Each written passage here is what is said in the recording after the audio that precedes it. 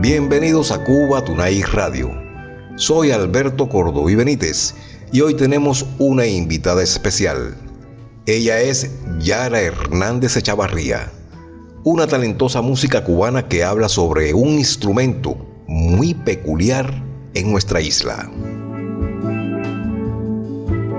Tocas un instrumento que es casi desconocido en Cuba y que despierta mucha curiosidad, el steel pan. ¿Qué te llevó a elegirlo? Bueno, en el año 1995 se creó la Steel Band de La Habana.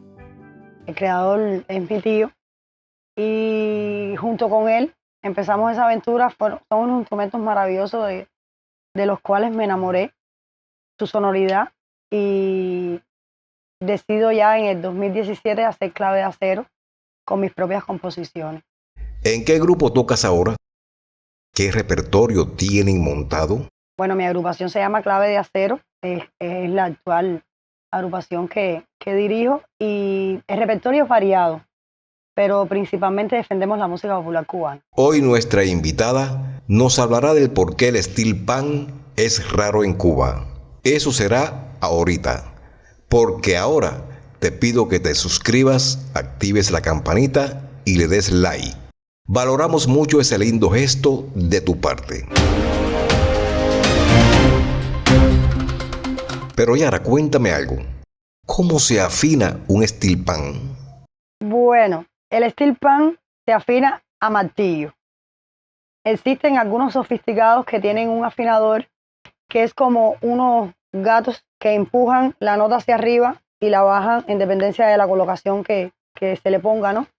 Pero por lo general, lo tradicional es a martillo, dándole golpes alrededor de la nota, un luthier con un afinador, y va subiendo, bajando la nota. ¿Se construye el steel pan en Cuba? No. Ese es el instrumento nacional de Trinidad y Tobago, se construye en Trinidad y Tobago y en Guyana, que también se fabricaron hace muchos años y se siguen fabricando. ¿Cómo llegó el steel pan a Cuba?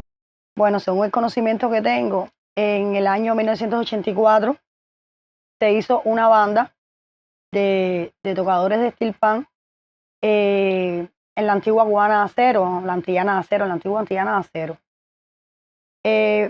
Hombres que trabajaban ahí, que fueron a Guyana por un contrato que se hizo, fueron a Guyana, aprendieron a fabricarlos, a tocarlos, y entonces vinieron con esa banda, con los instrumentos, hicieron la banda de la Antillana de Acero, que en aquella época fue muy famosa, muy sonada. Trabajaron inclusive en el gran festival, cuando se hacían los festivales de Varadero y eso, ellos llegaron a tocar allá. ¿Y se privilegian sus sonidos en nuestra música? ¿Qué pasa con ese instrumento? Como no es un instrumento, como es un instrumento totalmente atípico, y la sonoridad no está, a ver cómo yo pudiera decirlo, no es una sonoridad acostumbrada a escucharse. Tiene, por un lado, aceptación en dependencia de género de música que se haga. Nunca ha tenido rechazo, pero también no es apoyada, en el sentido de que estamos más acostumbrados a escuchar un teclado, que inclusive hay canciones que le ponen timbre de steel pan. También la falta de conocimiento del instrumento y la falta de promoción del propio instrumento. No saben, hay muchas personas, muchos músicos que no saben que existe aquí en Cuba ni Clave de Acero, ni la Steel Band de La Habana y la Steel Band del Cobre en Santiago de Cuba, que también usa estos instrumentos, ¿no?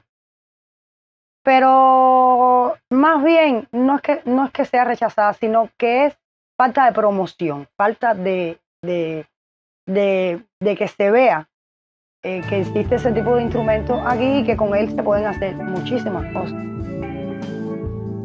Yo pienso que es eso. Yara, ha sido un placer tenerte aquí. El steel pan realmente necesita más espacio en el corazón de los cubanos. A ti las gracias por ver Cuba Tunay Radio. Hasta la próxima.